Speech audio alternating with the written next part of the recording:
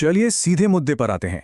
आज के इस विश्लेषण में हम एक ऐसी केस स्टडी को डिकोड करने वाले हैं जो सच में दिमाग हिला देने वाली है।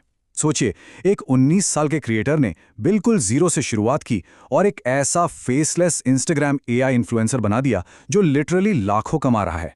ये सिर्फ एक टेक्निकल अचीवमेंट नहीं है, बल्कि डिजिटल कंटेंट की पूरी दुनिया किस तेजी से बदल रही है उसका एक बहुत ही सटीक और जीता जागता उदाहरण है। 17 लाख रुपए। जी हाँ, इस केस स्टडी का स्केल समझने के लिए इस विशाल आंकड़े को देखना बहुत जरूरी है। क्रिएटर के दावों के अनुसार महज 2 महीने के अंदर 17 लाख रुपए की कमाई की गई। और इस पैसे का क्या हुआ? इससे परिवार के सारे कर्ज चुकाए गए और नए इक्विपमेंट्स खरीदे गए। ये नंबर अपने आप में ये साफ कर देता है कि इस नई एआई स्ट्रैटेजी का फाइनेंशियल इंपैक्ट कितना मैसिव हो सकता है। तो इस विश्लेषण में हम क्या क्या कवर करने वाले हैं? पूरा रोड मैप कुछ इस तरह है। सबसे पहले ये 17 लाख की एआई कमाई का सच, उसके बाद इनकम के 3 मेजर सोर्स, फिर इंस्टाग्राम एफिलिएट मार्केटिंग का एक बहुत ही मजेदार ट्विस्ट, और आखिर में स्टेप बाय स्टेप तरीका कि एक एआई इन्फ्लुएंसर कैसे बनाया जाता है और उसकी वीडियो जनरेशन और एनिमेशन कैसे होती है। एकदम स्क्रैच से लेकर इसके फ्री टेक्निकल ब्लूप्रिंट तक हम सब कुछ रिवर्स इंजीनियर करेंगे। तो शुरुआत करते हैं 17 लाख के एआई कमाई वाले उस स्पेसिफिक इंस्टाग्राम अकाउंट से जिसे tr.b अकाउंट कहा जाता है। अब जरा इस TRD अकाउंट के स्टैट्स पर एक नजर डालिए। कुल 38 पोस्ट्स, 58.5 के फॉलोअर्स, और वो भी सिर्फ 2 महीने की एक्टिविटी में। और सबसे बड़ी बात पता है क्या है? ये अकाउंट 100% एआई जनरेटेड है, यानी इसमें कोई असली चेहरा या असली आवाज है ही नहीं। ये क्लियरली दिखाता है कि पूरी तरह से सिंथेटिक मीडिया का यूज करके भी कितनी हाई एफिशिएंसी और तेजी से सोशल मीडिया पर ग्रोथ हासिल की जा सकती है। लेकिन ये सब हुआ कैसे? दरअसल इस कमाल की सफलता के पीछे जो कोर स्ट्रैटेजी थी वो थी एक नेपाली एआई पर्सोना तैयार करना। क्रिएटर ने यहाँ एक बहुत ही स्मार्ट साइकोलॉजिकल हुक का इस्तेमाल किया। भारतीय दर्शकों के बीच नेपाली प्रोफाइल्स के एस्थेटिक लुक की काफ़ी डिमांड रहती है, और बस इसी क्रेज का फायदा उठाकर फॉलोअर्स की संख्या को आर्टिफिशियली मगर बहुत तेजी से बढ़ाया गया। ये किसी स्पेसिफिक डेमोग्राफिक के इंटरेस्ट को कैप्चर करने का एक जबरदस्त तरीका है। 3 प्रमुख आय स्रोत और फाइनेंशियल ब्रेकडाउन। खैर, अब उस पार्ट पर आते हैं जिसका सबसे ज्यादा इंतजार रहता है, यानी पैसों की बात। आइए बिल्कुल निष्पक्ष होकर देखते हैं कि क्रिएटर के दावे के मुताबिक ये 17 लाख रुपए आखिर आए कहां से। ये 3 रेवेन्यू पिलर्स इनकम को बहुत क्लियरली डिवाइड करते हैं। ध्यान से देखिए। पहला और सबसे बड़ा हिस्सा है एफिलिएट मार्केटिंग, जिससे 7 लाख की कमाई हुई। दूसरा नंबर आता है ब्रांड डील्स का, जहां से 4.5 लाख आए, और तीसरा हिस्सा है इंस्टा सब्सक्रिप्शन, जिसने 4 लाख का रेवेन्यू जनरेट किया। ये ब्रेकडाउन एग्जैक्टली बताता है कि पैसा कहां से फ्लो हो रहा है। पर हाँ, यहाँ एक छोटा सा डिस्क्लेमर, ये एक स्पेसिफिक वर्कफ्लो का रिजल्ट है, कोई रातों रात अमीर बनने की गारंटी वाली जादुई स्कीम नहीं। इंस्टाग्राम एफिलिएट मार्केटिंग और अनएक्सपेक्टेड बायर्स।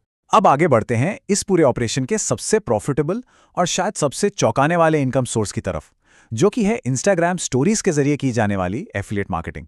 यहाँ क्रिएटर का एक कोट पूरी पिक्चर क्लियर कर देता है। उनका कहना है कि रील्स देखने वाले 60 से 70% लोग स्टोरीज देखना भी शुरू कर देते हैं। ये स्ट्रैटेजी एक परफेक्ट पाइपलाइन की तरह काम करती है। मतलब रील्स के उन मैसिव व्यूज को सीधा स्टोरीज की तरफ डायरेक्ट किया जाता है, और वहीं पे ये प्रॉफिटेबल एफिलिएट लिंक्स बहुत ही स्ट्रैटेजिक तरीके से रखे जाते हैं। ट्रैफिक को सीधा मुनाफे में कन्वर्ट करने का ये एक बहुत ही सॉलिड तरीका है। और अब आती है इस पूरी केस स्टडी की सबसे बड़ी विडंबना, जो काफी मजेदार भी है। बाई ओर है लक्षित दर्शक, यानी वो भारतीय पुरुष जो इस एआई एस्थेटिक की तरफ अट्रैक्ट हुए। लेकिन दाईं ओर जरा वास्तविक खरीदारों को देखिए, जिनमें 70% ऐसी महिलाएं हैं जो इन लिंक्स से साड़ियां, हुडी और कुर्तियां खरीद रही हैं। सोचिए, एक अकाउंट जिसे मुख्य रूप से पुरुष दर्शकों को खींचने के लिए डिजाइन किया गया था, उसने अपनी सबसे ज्यादा एफिलिएट वेल्थ असल में महिलाओं के कपड़े बेचकर जनरेट की। कंज्यूमर बिहेवियर का ये ट्विस्ट सच में किसी ने एक्सपेक्ट नहीं किया होगा। एआई इन्फ्लुएंसर बनाना और मुफ्त टूल्स का स्टैक। इकोनॉमिक्स और नंबर्स की बात तो बहुत हो गई। अब चलते हैं टेक्निकल ट्यूटोरियल की तरफ, जहां हम उस एग्जैक्ट फ्री टेक्निकल ब्लूप्रिंट को डिकोड करेंगे जिसका वादा शुरुआत में किया गया था। इस 19 साल के क्रिएटर ने पूरी तरह से फ्री टूल्स का एक स्टैक यूज किया। ये टूल स्टैक कुछ इस तरह दिखता है।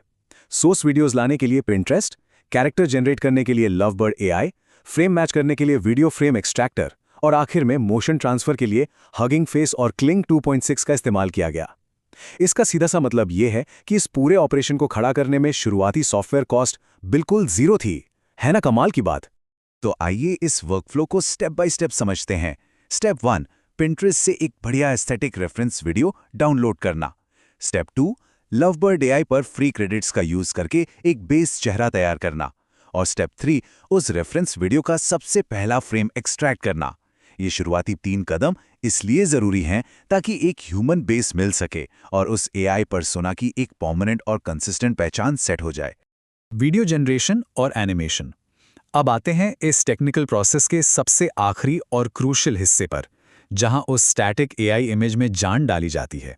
यहाँ जो टेक्निक यूज हुई है वो सच में बहुत स्मार्ट है। स्टेप 1 में उस एक्सट्रैक्ट किए गए पहले फ्रेम को और एआई फेस को लवबर्ड एआई में मिला दिया जाता है ताकि कपड़े और बैकग्राउंड एग्जैक्टली मैच हो जाएं।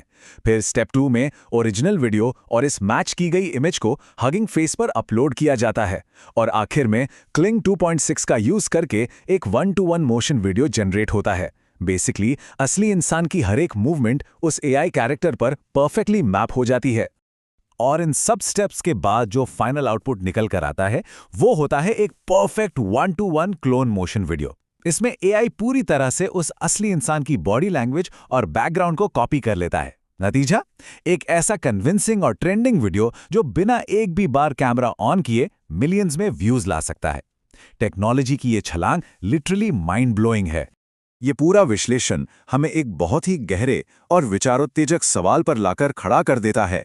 क्या आने वाले समय में एआई पूरी तरह से मानव इन्फ्लुएंसर्स की जगह ले लेगा? जिस तरह से आज ये तकनीक इतनी सुलभ, मुफ्त और यथार्थवादी हो चुकी है, वो डिजिटल कंटेंट क्रिएशन के भविष्य पर एक बड़ा सवालिया निशान लगाती है। इस पूरी केस स्टडी को देखने के बाद सोशल मीडिया की बदलती हुई दुनिया का ये नया रूप किस ओर इशारा कर रहा है, इस बारे में सोचिएगा जरूर।